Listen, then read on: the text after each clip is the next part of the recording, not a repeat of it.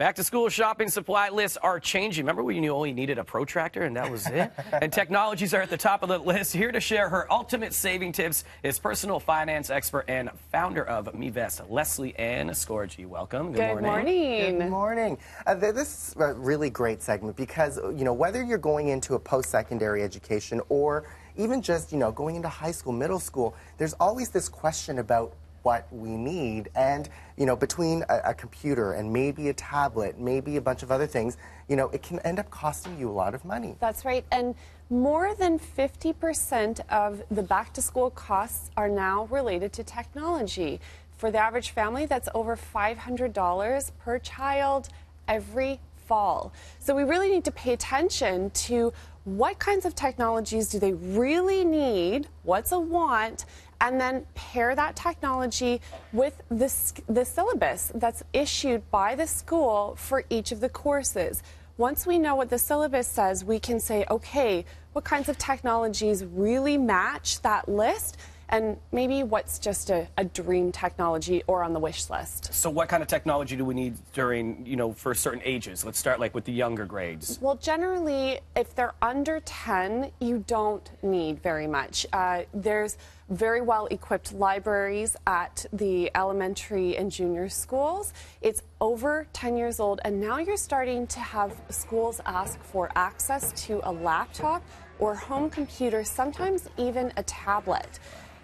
Most of the schools don't want cell phones on campus. However, what they will say is, you're going to have one anyways, so you might as well, in my opinion, take advantage of some of the back-to-school offers for phones. It's a good idea to check with your school as well, because the reality is some schools are more privileged than others where they will be able to loan you a laptop. So if you have access to that, being able to borrow a laptop, then maybe you can put that money into investing into something different that could be a bit better, that could last longer. That's right. And for a parent, you're always making that trade-off. What do I spend today on my child, and what do I need to invest for their future? Because the future education costs, when they start going to college and university, that can be many hundreds of thousands of dollars. So imagine you repurposed some of those dollars today for down the road, and maybe you share a computer or a tablet amongst your entire family. And that's it. And we are talking a lot of money, and you're giving us some great ideas right there.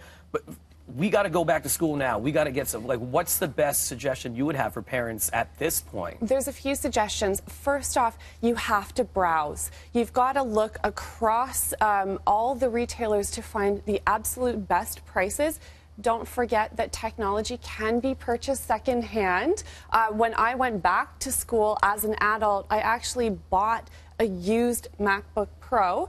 Now, I didn't have the latest and greatest, but that computer lasted me 7 years, so don't discount secondhand.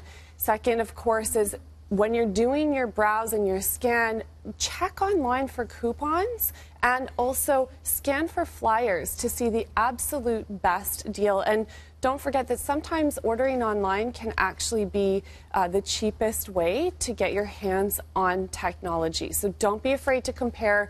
There is no loyalty in this game. We're talking about the best prices, and those should rule your decision making. The last tip I have is, on the syllabus, they will tell you what you're going to be studying at different times.